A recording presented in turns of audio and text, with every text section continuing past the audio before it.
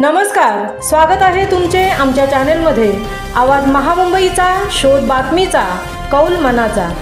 चला तर मग आमचे चॅनेल शेअर करा, लाईक करा आणि सबस्क्राइब करा। धन्यवाद। मुळेखण उरण येथे JSS रायगडची स्वच्छता जनजागृती रॅली। JSS रायगडच्या माध्यमातून स्वच्छता व कापडी पिशव्यांचे वाटप।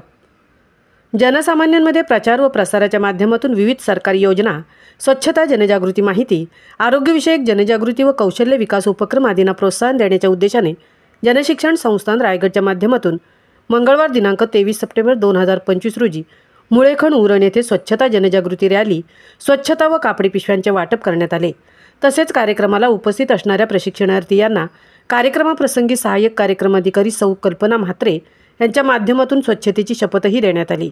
संस्थापक अध्यक्षा डॉक्टर मेधा सोमय्या, अध्यक्ष डॉक्टर नितीन गांधी, उपाध्यक्षा सौरत्नप्रभा बेल्लेकर, संचालक डॉक्टर विजय कोकणे यांच्या मार्गदर्शनाखाली रायगड जिल्हाभरात JSS रायगडच्या माध्यमातून 17 सप्टेंबर ते 2 ऑक्टोबर या 15 दिवसांच्या कालावधीत विविध स्वच्छतेवर आधारित जनजागृती कार्यक्रम व उपक्रम स्वच्छता ही सेवा उपक्रमांतर्गत राबवण्यात येणार आहे, अशी माहिती संचालक डॉक्टर विजय कोकणे यांनी दिली आहे।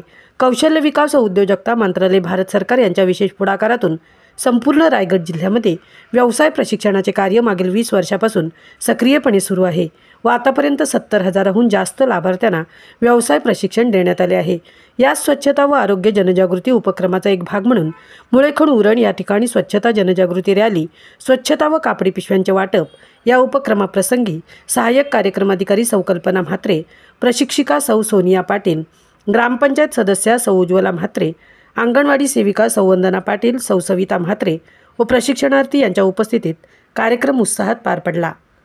आवाज महामुंबईचा चॅनेलसाठी मिलिंद खारपाटील सह तृप्ती भोईर, उरण।